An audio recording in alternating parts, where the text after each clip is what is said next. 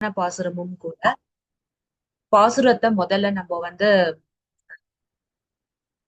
ஏற்கனவே பாடியாச்சு பாசுரம். சோ நம்ம அர்த்தங்களை பார்க்கலாம். ஒரு வாட்டி சொல்லிட்டு அதுக்கப்புறம் பாசுரத்தோட அர்த்தம் என்ன அப்படிங்கிறத பார்க்கலாம்.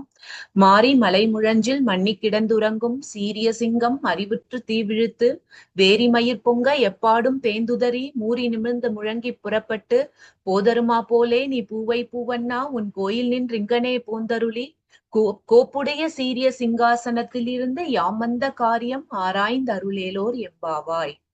சோ இது ஆண்டாள் நாச்சியார் இந்த பாசுரத்தை அங்கன்மா ஞாலத்தரசர் அதுக்கப்புறம் இந்த பாசுரத்தை எடுக்கிறா. இதுக்கு பல காரணங்கள் இருக்கு. இருந்தாலும் நம்ம முதல்ல வார்த்தையிலேருந்து ஆரம்பிக்கலாம். ஒவ்வொரு வார்த்தையிலேருந்து. மாரி மலை முழஞ்சில், மாரிக்காலம் அப்படின்னா மழைக்காலம். மலை முழஞ்சில் அப்படின்னா அந்த மலை குகைக்குள்ள முழஞ்சில் முழஞ்சில் மண்ணி கிடந்துறங்கும்.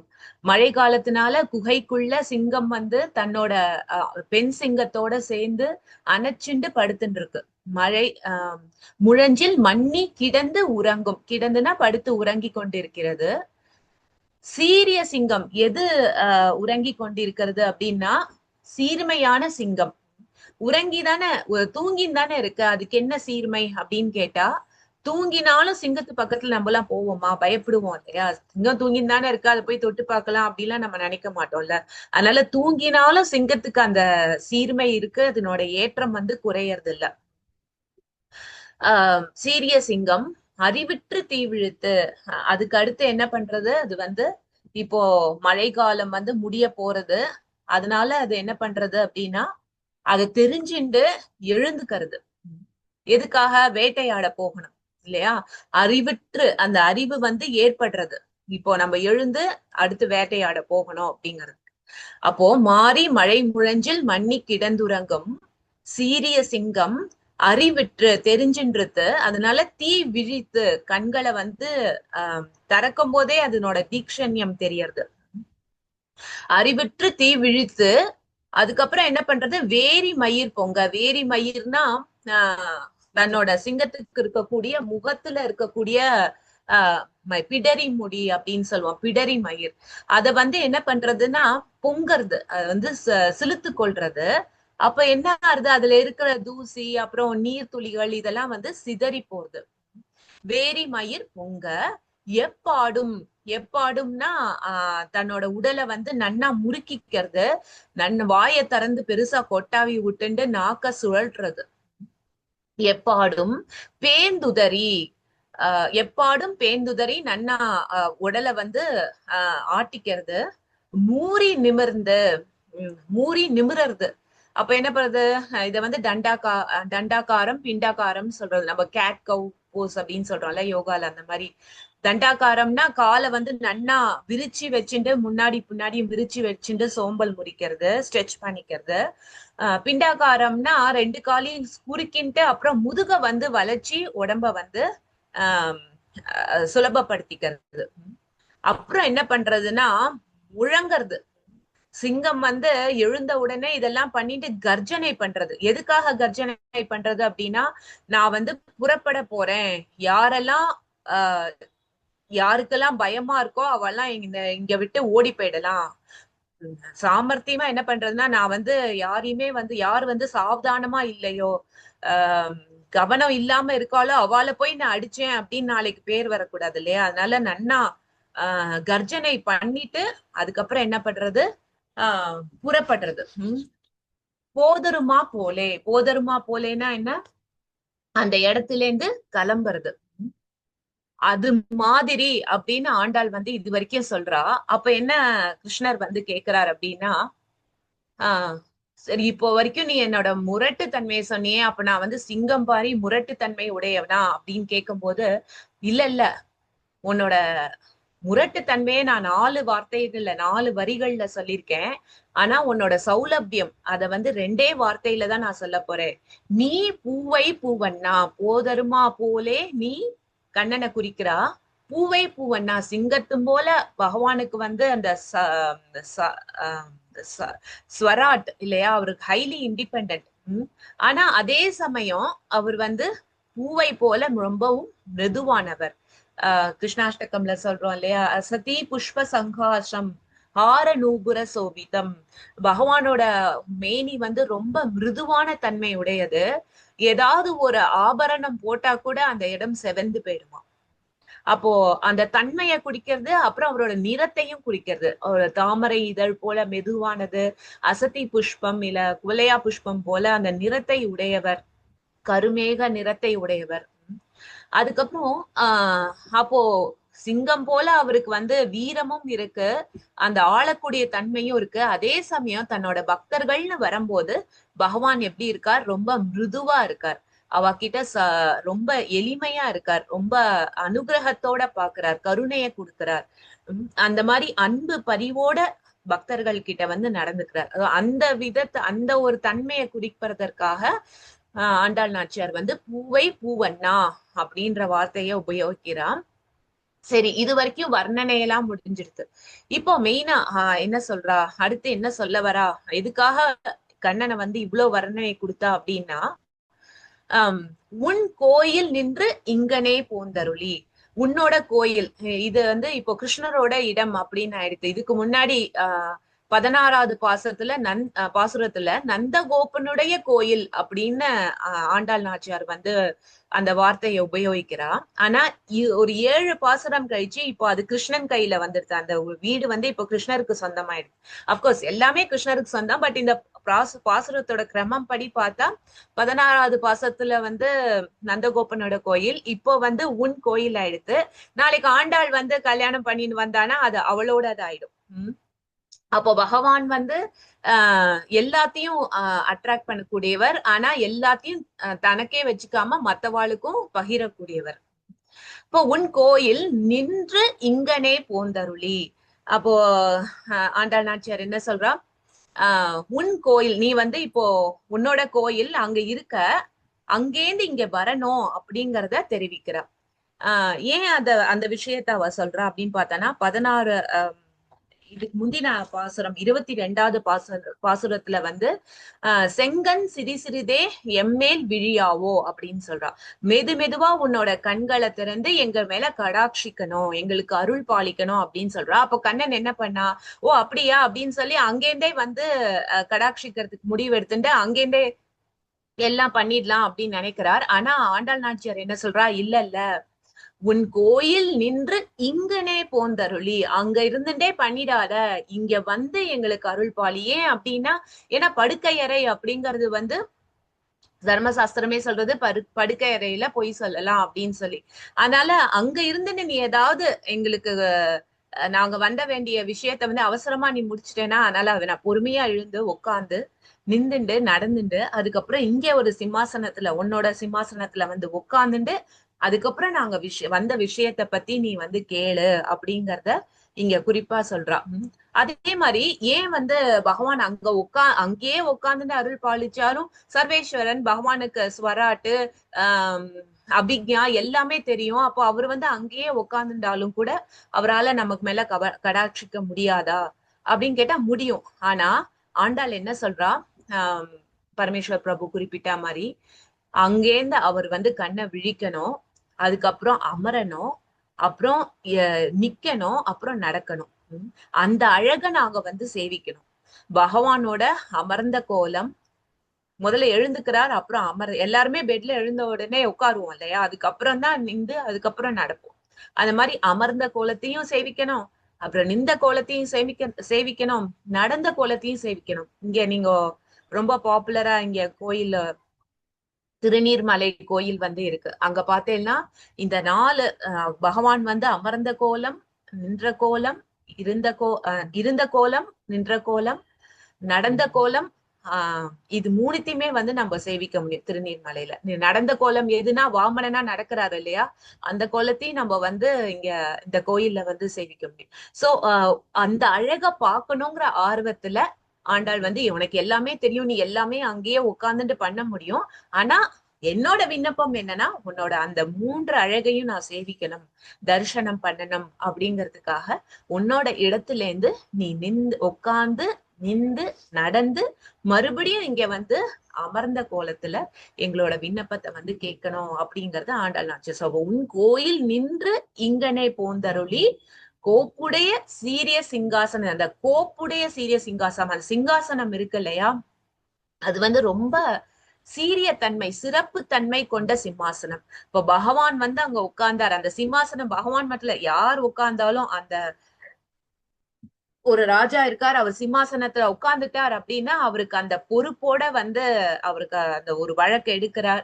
இல்ல மக்களோட விண்ணப்பத்தை எல்லாம் பாக்குறார் அப்படின்னா அத வந்து சாஸ்திரங்கள் படி அதை ஆராய்ஞ்சு அதுக்கப்புறம் அதுபடி அவர் வந்து தீர்ப்பு கொடுக்க ஆரம்பிச்சிடும். மத்த எந்த இடத்துல இருந்தாலும் அந்த ரெஸ்பான்சிபிலிட்டி, அந்த பொறுப்பு வந்து கம்மியா இருக்கு. ஆனா அந்த ராஜா அந்த சிம்மாசனத்துல உட்காரும் போது அவருக்கு உண்டான அந்த ஏற்றம் வந்து அங்க தெரியப்படுறது. அவருக்கு அந்த செங்கோல் படி நடக்கணும் அப்படிங்கிற அந்த விஷயமும் அவர் வந்து நன்னா புரிஞ்சுட்டு அதுக்கு ஏத்த மாதிரி அவர் வந்து தீர்ப்பை வந்து கொடுக்கிறார், இல்ல மக்களோட ஆலோசனையை வந்து கேட்டுக்கிறார். அதே மாதிரி இங்க வந்து ஆண்டாள் வந்து அந்த கோலத்தெல்லாம் பார்த்த அப்புறம் அவர் வந்து அமர்ந்து கோப்புடைய சீரிய சிங்காசனத்தில் இருந்து யாமந்த காரியம் ஆராய்ந்து அருளேலோர் எம்பாவாய். சோ இதோட இந்த யாமந்த காரியம் ஆராய்ந்த அருள் இதுதான் நம்ம வந்து இப்போ பிரதானமா பார்க்க போறோம்.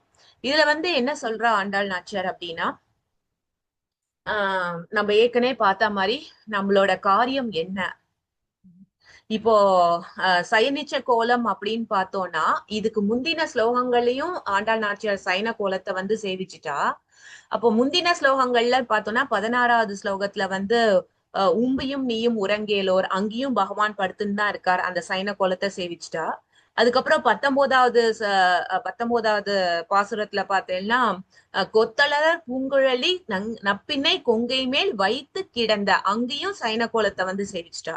அதுக்கப்புறம் 20வது ஸ்லோகத்துல கப்பம் தவிர்க்கும் களியே துயிலெழாய் துயிலெழாய் துயிலெழாய் தான் அந்த பாசுரம் ஃபுல்லாவே வரும். அப்ப அங்கேயும் சைன கோலத்துலதான் இருக்கார் பகவான். அதுக்கப்புறம் 21வது ஸ்லோகத்துல தோற்றமாய் நின்ற சுடரே துயிலெழாய், இது எல்லா பாசுரங்களையும் சொல்லிட்டு போன பாசுரத்திலையும் அங்கன் இரண்டும் கொண்டு எங்கள் மேல் நோக்கிதியேல் எங்க மேல் சாபம் இழிந்தேலோர் என்றாய். அப்ப இது எல்லா பாசுரங்களையும் இந்த சைன கோலத்தை சேவிச்சிட்டோம். இப்போ நீ எழுந்து தயவு கூர்ந்து உன்னோட சிம்மாசனத்துல வந்து அமரணும் அப்படின்னு சொல்லிட்டு, அப்ப அமர்ந்து என்ன செய்ய போறார் அப்படிங்கறத மேற்கொண்டு ஆண்டாள் நாச்சியார் சொல்றா. என்னன்னா சிங்காசனத்தை பத்தி பார்த்துட்டோம். அமர்ந்து என்ன செய்ய போறார் அப்படின்னா, யாம் வந்த காரியம் ஆராய்ந்து அருள். அப்போ ஆண்டாள் பொதுவாவே சொல்லியிருக்கலாம், நீ வந்து சிம்மாசனவங்க நாங்க இதுக்குதான் வந்திருக்கோம், நீ வந்து இப்போ வந்து எங்களுக்கு இந்த விஷயத்த வந்து கொடுக்கணும் அப்படின்னு நேரவே சொல்லியிருக்கலாம். ஆனா இந்த விஷயத்த வந்து பகவானுக்கே விடுறா. யாம் வந்த காரியம் ஆராய்ந்து அருள். அப்போ நான் எதுக்காக வந்திருக்கேன், நாங்க எல்லாரும் கூடி எதுக்காக வந்திருக்கோம் அப்படிங்கிற விஷயம் நீ ஆராய்ச்சி பண்ணி அதுக்கப்புறம் எங்களுக்கு அருள் பண்ண அப்படிங்கிறார். ஏன் ஆராய்ச்சி பண்ணணும்? ஒரு விஷயம் என்ன அப்படின்னா, நாம் வந்த காரியம் பகவானுக்கு தெரியாம இருக்குமா? பகவான் வந்து சர்வ வியாபி.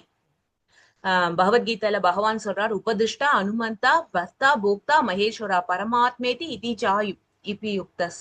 அதாவது பகவான் வந்து உள்ளுக்குள்ள அமர்ந்திருக்கார், எல்லாருக்குள்ளயும் இருக்கார். அதனால நம்ம ஒரு விஷயம் நினைக்கணுங்கிறதுக்கு முன்னாடியே பகவானுக்கு முதல்ல தெரிஞ்சு போயிடும் இல்லையா? அதே மாதிரி சர்வசம் ஹிருதி சன்னிவிஷ்டோ ஹிருதேஷு அர்ஜுனா திஷ்டதி அப்படின்னு பகவான் வந்து எல்லா விஷயங்களையும் அறிஞ்சு வச்சுட்டு இருக்காரு. அப்போ நாங்க வந்து வந்திருக்கோம், நீ வந்து எனக்கு ஆராய்ஞ்சு நாங்க எதுக்காக வந்திருக்கோம் எனக்கு ஏற்கனவே தெரியும், அதனால நீ அதை தெரிஞ்சுட்டு எங்களுக்கு வந்து அருளா கொடுத்துடாத, நாங்க சொல்லணும்னு இல்ல, நீயே அருள் பாலிச்சுடு அப்படிங்கறத சொல்றா. இது வந்து ஒரு அர்த்தம். இப்போ நம்ம இன்னொன்னு, கிருஷ்ணர் வந்து இப்பதான் எழுந்து வந்து உட்கார்ந்து இருக்கார். அப்போ வந்து ஒரு மாதிரி இன்னும் ப்ரிப்பேர்டா இல்ல எல்லாத்துக்கும், இப்பதான் தூக்க கலக்கம் முடியணும் இல்லையா?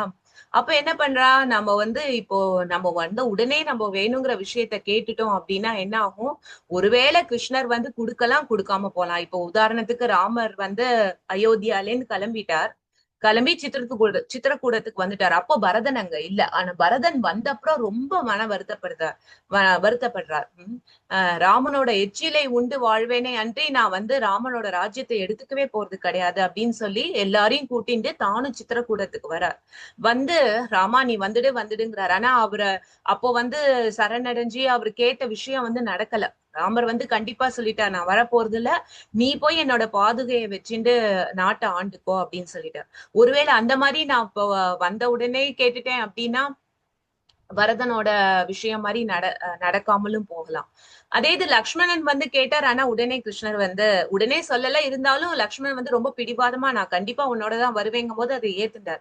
ஆனா பரதனோட விஷயத்துல அதை ஏத்துக்கல. ஒருவேளை நம்மளோட கோரிக்கை இந்த மாதிரி ஆயிடக்கூடாது, அதனால நீயே ஆராய்ஞ்சி நாங்க சரியான காரியத்துக்கு வந்திருக்கோமான்னு நீ அருள் புரிவாய் அப்படிங்கறத ஆண்டாள் வந்து இங்க குறிப்பிட்டா.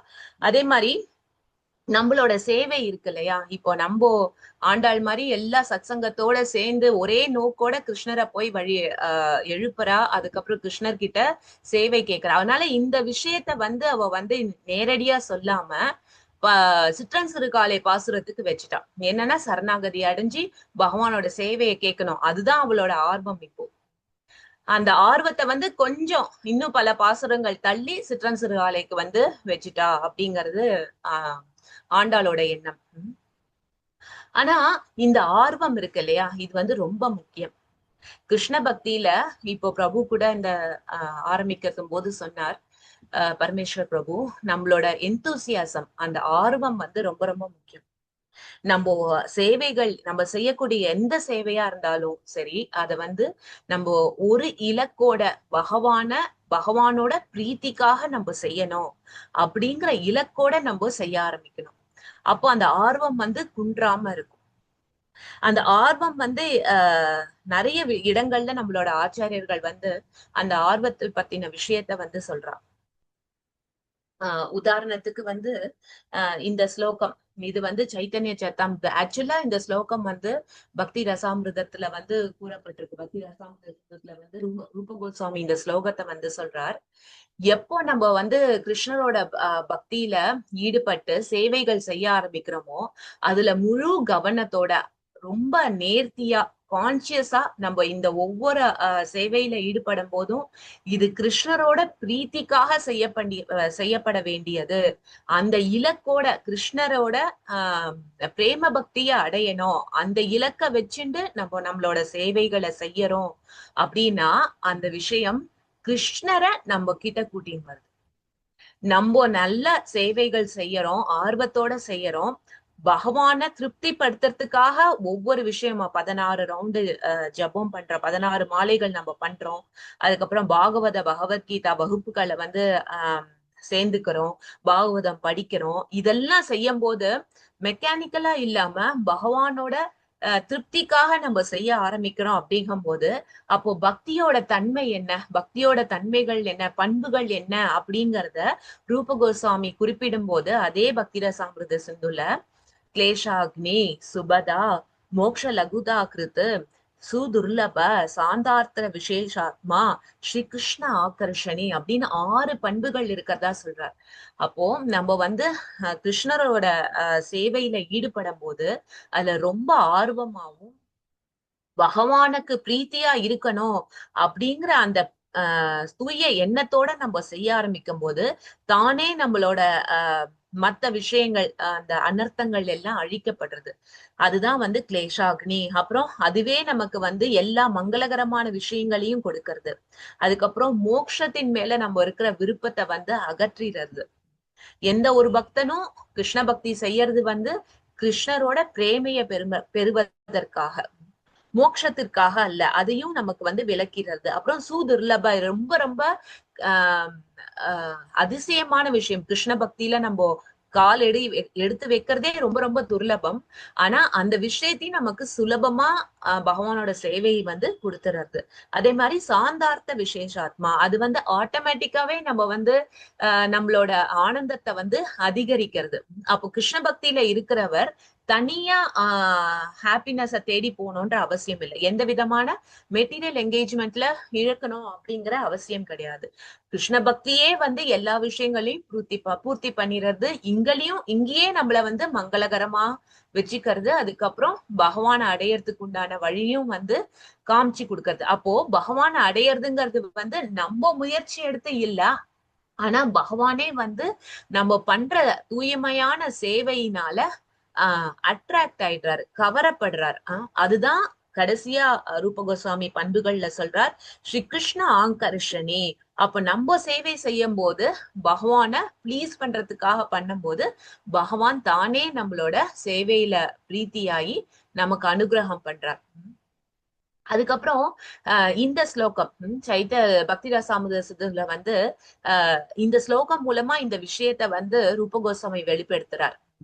கிருஷ்ண பக்தி ரச பாவிதா மதிஹி கிரியதாம் யதி குதோபி லப்யதே தத்ர லௌல்யம் அபிமூல்யம் ஏகலம் ஜன்ம கோட்டி சுகிருத்தைர் ந லப்யதே.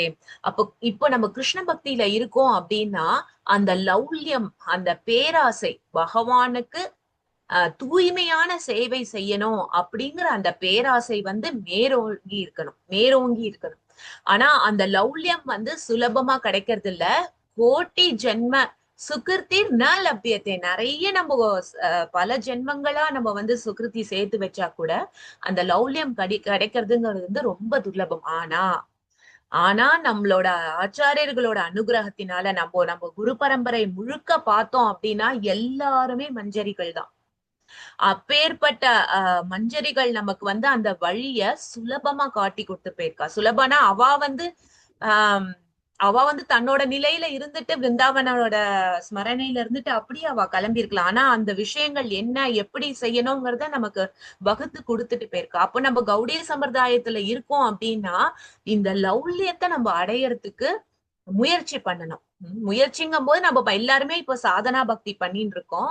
நம்ம நினைச்சுட்டு இருக்கோம் அந்த மஞ்சரி பாவம் எல்லாம் வந்து நமக்கு கிடைக்காத ஒரு விஷயம், அதுக்கு வழி எல்லாம் எதுவும் இல்லை, அது நேச்சுரலா நமக்கு வந்தாதான் உண்டு அப்படின்னு நினைச்சிருக்கோம். ஆனா அப்படி கிடையாது. நம்ம வந்து அந்த பாவம் பிரஜ பாவத்தை வந்து நம்ம சாதன பக்தியிலே பண்ண முடியும். அதுதான் ராகானுக சாதன பக்தி. அப்ப ராகானுகம்னா என்ன அர்த்தம் அப்படின்னா, பிரஜ பக்தியில நமக்கு வந்து விருப்பம் இருக்கு. கண்ணனை வந்து நான் பிரஜ பக்தியில இருக்கிறவர்களோட பாவத்துல நான் வந்து சேவை செய்யணும் அப்படின்னு நினைச்சோம் அப்படின்னா அதுதான் வந்து லௌல்யம் அப்படின்னு நீங்க சொல்லப்படுறது. அப்ப அதுதான் நம்ம கொடுக்க வேண்டிய விலை. நம்மளோட ஆர்வம் லௌல்யம். நான் சாதன பக்தி தான் பண்ணிட்டு இருக்கேன். ஆனா பண்ணும்போது என்னோட இலக்கை எதுவா வச்சுக்கிறேன், கிருஷ்ண பாவ பிரேமை.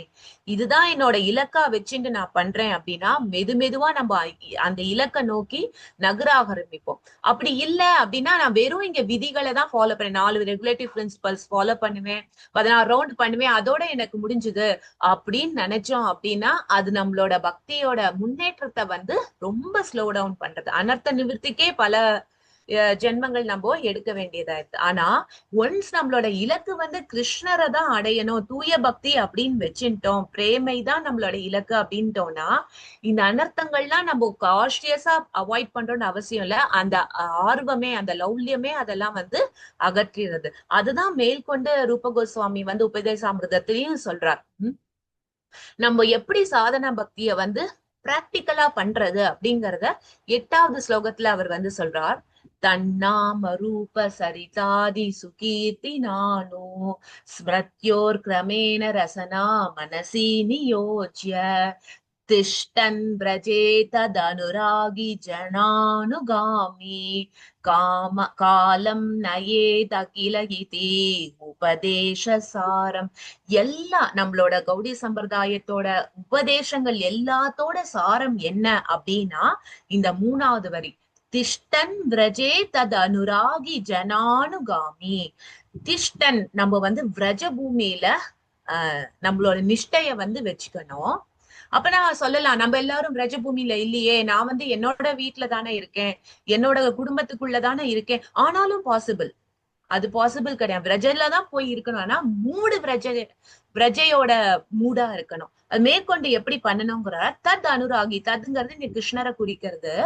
அனுராகி கண்ணன் மேல பிரேமை நிலைச்சி இருக்கக்கூடிய பக்தர்கள், அது ராதாராணியா இருக்கட்டும், யசோதாவா இருக்கட்டும், நந்தகோபரா இருக்கட்டும், கோபர்களா இருக்கட்டும், கோபிகளா இருக்கட்டும், இவ எல்லாருமே கிருஷ்ணரோட அனுராகி. அவள நேச்சுரலா அவ மேல பகவான் மேல பக்தி வச்சுட்டு இருக்கா. அப்பேற்பட்ட பக்தர்களை ஜன அனுகாமி, நான் வந்து அவளை பின்தொடர்றேன், இமிடியேட் பண்ணல, பின்தொடரேன். அதே தானே இங்க ஆண்டாளும் பண்றா. அவ வந்து இருந்த ஸ்ரீவல்லிபுத்தூர் 5 வயசு, எங்க விரஜருக்கு எல்லாம் போக முடியும்? அதுவும் அந்த காலகட்டத்துல. ஆனா அவ என்ன பண்ணினா, கண்ணனை பத்தி கேட்டு கேட்டு ஆர்வத்தை வளர்த்துண்டு அப்பேற்பட்ட கோபியர்களோட நிலையை நம்ம வந்து பின்தொடரணும் அப்படிங்கிறதுக்காக இந்த கார்த்தியாயனி விரதத்தை அவ இப்போ அனுசந்தானம் பண்றா. அது வந்து அவ ஃபாலோ பண்றா. இதுதான் வந்து கௌடிய சம்பிரதாயத்திலயும் ரூப கோஸ்வாமி சொல்றார், திஷ்டன் விரஜே தத் அனுராகி ஜனானுகம். அப்போ அப்பேற்பட்ட ரூப கோஸ்வாமி நமக்கு என்ன கொடுத்திருக்காரோ அந்த அவெல்லாம் வந்து கொடுக்காம போலையே, அவ எல்லாருமே அந்த குரு பரம்பரையில நமக்கு அந்த விஷயத்தான் கொண்டு வந்து கொடுக்குறா. அப்போ ராகானுக சாதன பக்தி எல்லாராலையும் பண்ண முடியும். நமக்கு என்ன வேணும் அப்படின்னா இலக்கு. ஒவ்வொரு நாளும் நான் பண்ணக்கூடிய சாதன பக்தி வந்து என்னோட இலக்க நோக்கி இருக்கான்னு நான் வந்து செக் பண்ணிட்டே இருக்கணும். அதை வந்து நான் சரி பார்த்துட்டே இருக்கணும். அப்ப என்ன ஆகும், மெதுவா நம்மளோட ஆர்வம் வந்து அதிகரிக்கிறது, லௌல்யம் வந்து அதிகரிக்கிறது. நான் விரஜ பூமியில இருக்கக்கூடிய ராதா கிருஷ்ணருக்கு நித்தியமான சேவையில ஈடுபடணும். இதுதான் நம்மளோட ஒவ்வொரு வாட்டி நம்ம ஜபம் பண்ண ஆரம்பிக்கும் போதும், ஒவ்வொரு வாட்டி எந்த சேவையில பண்ணாலும் நம்மளோட இலக்கு இதுவா இருக்கணும். அப்ப நம்மளோட இலக்கு ஒன் பாயிண்டட் ஆயிடுச்சுன்னா அப்ப என்ன ஆகுறது, கிருஷ்ணர் ஆகர்ஷினி, கிருஷ்ணரே நம்ம மேல அட்ராக்ட் ஆக ஆரம்பிச்சிடுற. அப்போ இந்த விஷயத்தெல்லாம் நம்ம ஞாபகம் வச்சுட்டு இப்போ இந்த ஸ்லோகத்துல, இது வந்து சிங்கப்பாட்டுன்னு பேரு இந்த ஸ்லோகம்.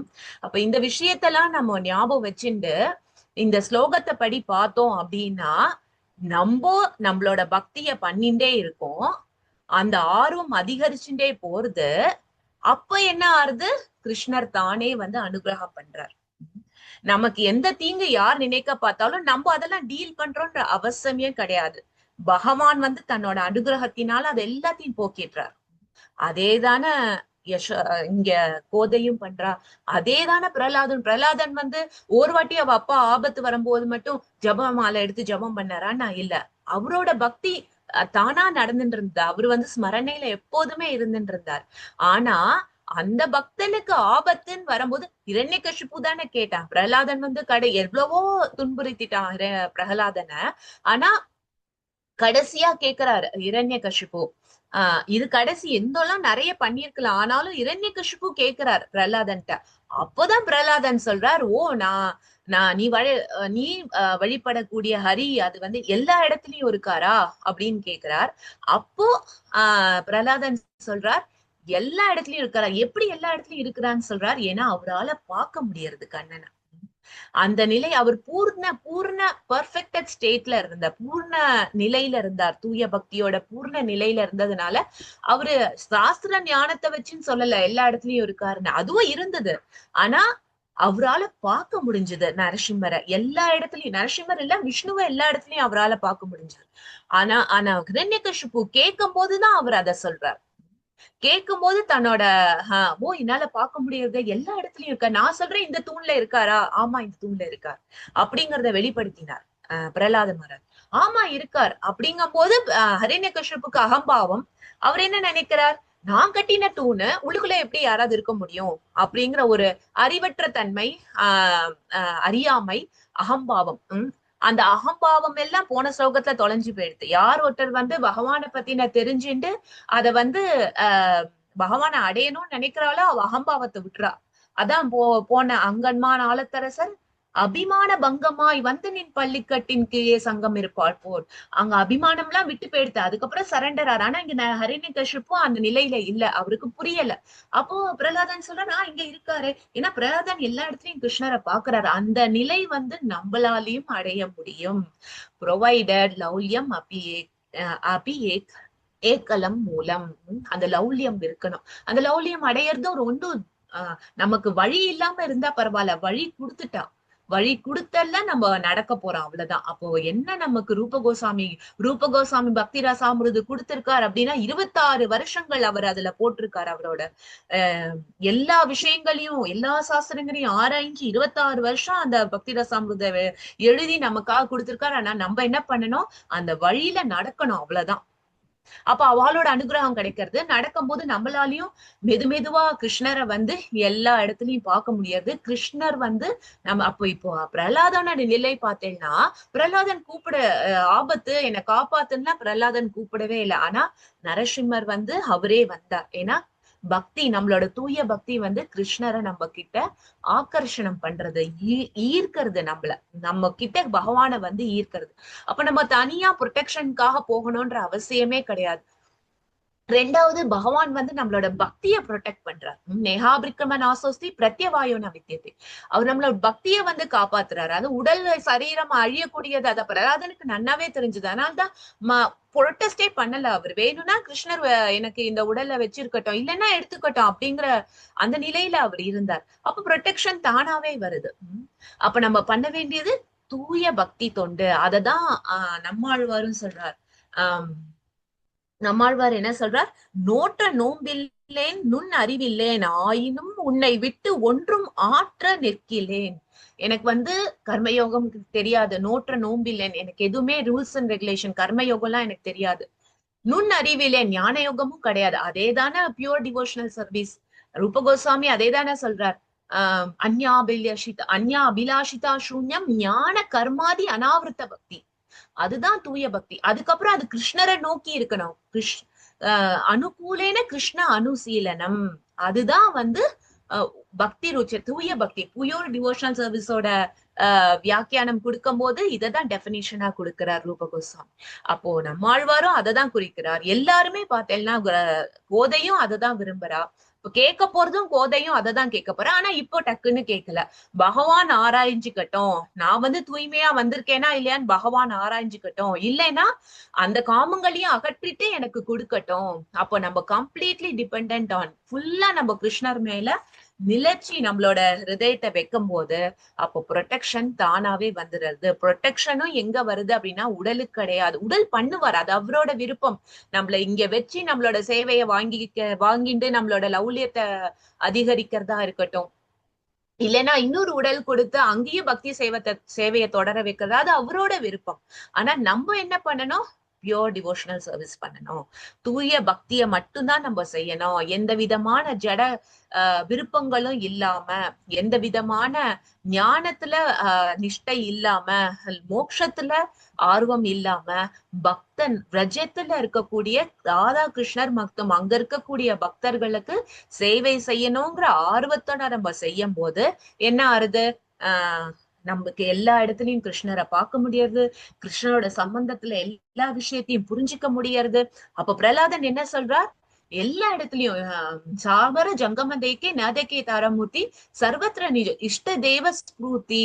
அப்போ பிரகலாதன் வந்து பொய் சொல்லல. அவரு சாஸ்திர ஞானத்தை மட்டும் வச்சுன்னு சொல்ல, அவரால் எல்லா இடத்துலயும் தன்னோட இஷ்ட தெய்வமான விஷ்ணுவை பார்க்க முடிஞ்சது. அதனால அவரு சொல்றார். அப்போ இவரு அந்த கதையை எடுத்துட்டு நரசிம்மர் உடைக்க போறார். 2 minutes பிரபு. டைம் ஜஸ்ட் பாத்துக்காங்க, it's almost getting over. Okay, 2 minutes Prabhu. அப்போ உடைக்கிறார். அப்போ நரசிம்மர் வெளியில வரார். அப்போ வந்து ஹிரண்யகிருஷ்புவ முடிச்சிடுறார். அப்போ இந்த ஸ்லோகத்தை வந்து சொல்றார். ததா சத்தியம் மிருதாத்தும் சொல்லிட்டு வெளியில வரார். அதுக்கப்புறம் ததா தத சபாயாம் உபவிஷ்ட உத்தமே நிருபாசனே சம்பிருத தேஜசாம் விபும் அலக்ஷிதத்வைரதம யமஸ்ரமன் பிரச்சண்ட வக்ரம் நபவாஜ கஷ்டன. அப்போ வந்து தானே எல்லா வேலையும் முடிஞ்சும் அந்த குரோதம் இன்னும் முடியல. பக்தனை தொட்டுட்டானேன்ற அந்த கோவம் வந்து முடியாம சிம்மாசனம் எல்லாம் யாரும் கொடுக்கல. ஹிரண்யகிருஷ்ண சிம்மாசனத்தை தானே எடுத்துட்டார். அப்போ யாரு கூடுறாரோ அவரை காப்பாத்துறார் சரணாகதியிட. ஆனா கூடாதவரை வென்றுறார். கூடாரை வெல்லும் சீர்கோவிந்த், அதுக்கப்புறம் சொல்ல போறார்.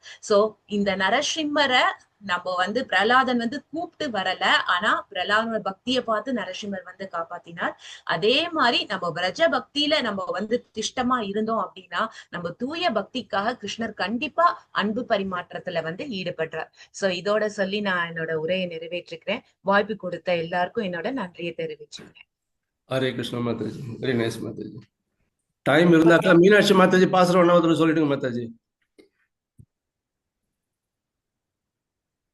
சரி, கீதா கிருஷ்ண மாதாஜி நீங்க சொல்லுங்க மாதாஜி. பாசுரத்தை டிஸ்பிளே பண்ணுங்க மாதாஜி. ஹரே கிருஷ்ணா பிரபுஜி. ஹரே கிருஷ்ணா. ஹரே கிருஷ்ண. ஹரே கிருஷ்ணா. மாறி மழை முழஞ்சில் மண்ணி கிடந்துருங்கம் சீரிய சிங்கம் அறிவிற்று தீவிழித்து வேரி மயிர் பொங்க எப்பாடும் பேர்ந்து தரி மூறி நிமர்ந்து முழங்கப் புறப்பட்டு போதரமா போலே நீ பூவை பூவண்ணா முன் கோயில் நின்று இங்கனே போந்தருளி கோப்பையுடைய சீரிய சிங்காசனத்திருந்து யாம் வந்த காரியம் ஆராய்ந்து அருளேலோர் எம்பாவாய். ஆண்டாள் திருவடிகளே சரணம். ஹரே கிருஷ்ண மாதாஜி. தேங்க்யூ பிரபுஜி. ஹரே ஹரே கிருஷ்ணா. கிளாஸ் ரொம்ப அற்புதமா இருந்தது மாதாஜி. பகவானுடைய வீரியம், பகவானோட அன்பு, அந்த ஆராய்ந்த அருளையில நம்ம பக்தி பண்ணும்போது பகவான் எப்படி அதுக்கு ஏதாமா பிரபத்தியந்தே மாதிரி ரொம்ப ரொம்ப அற்புதமா நிறைய கனெக்டிவிட்டி, பிரகலாதருடைய லீலைகள். ஹரிபோல் பிரணாம் மாதாஜி. ஹரி ஹரி ஹரே கிருஷ்ண மாதாஜி. ஹரே கிருஷ்ண ஹரே மாதாஜி. கிருஷ்ண தேங்க்யூ மாதாஜி. கிருஷ்ண மாதாஜி ரொம்ப தேங்க்யூ நல்லா மாதாஜி. ஹரி ஹரே கிருஷ்ணா. கிருஷ்ண மாதாஜி. ஹரே கிருஷ்ண மாதாஜி. மிக ரொம்ப அருமையா அருமையா இருந்தது மாதாஜி. இருந்தது. மிக்க ரொம்ப நன்றி அருமையா மாதாஜி. இருந்தது மாதாஜி. ஹரே கிருஷ்ண மாதாஜி. மாதாஜி. ஹரிபோல் ரொம்ப அருமையா இருந்தது மாதாஜி. ஹரே கிருஷ்ணா. ஹரே ஹரி ஹரி. கிருஷ்ணா. ஹரே கிருஷ்ண மாதாஜி. ரொம்ப கிருஷ்ணா மாதாஜி. ஹரே கிருஷ்ண மாதாஜி. தேங்க்யூ மாதாஜி. ரொம்ப நல்லா தேங்க்யூ இருக்கு மாதாஜி. மாதாஜி. ஹரே கிருஷ்ணா. ஆச்சா ஹரே கல்பத்தருभ्यश्च கிருஷ்ணா. कृपासिन्धुभ्यश्च पतितानां पावनेभ्यो वैष्णवेभ्यो all glories to Srila Prabhupada. Hare Krishna. Okay Ramani துங்க வித்யா மாதாஜி, மிக்க நன்றி மாதாஜி. ஹரே கிருஷ்ணா. பிரணாம். ஹரே ரொம்ப அழகா கிருஷ்ணா. சொன்னீங்க மாதாஜி. கைங்கரியம் எப்படி பண்ணணும், நம்ம எந்த ஒரு நோக்கத்தோட பண்ணணும் அப்படின்ட்டு ரொம்ப அழகா தெளிவுபடுத்தினீங்க. ரொம்ப தேங்க்ஸ் மாதாஜி. ஹரே கிருஷ்ணா. ஓகே, எல்லா பக்தர்களுக்கும் வேண்டுகோள், இந்த ரூம்ல இருந்து எக்ஸிட் ஆயிட்டு மெயின் ரூமுக்கு வந்துருங்க. ஹரே கிருஷ்ணா. மிக்க நன்றி.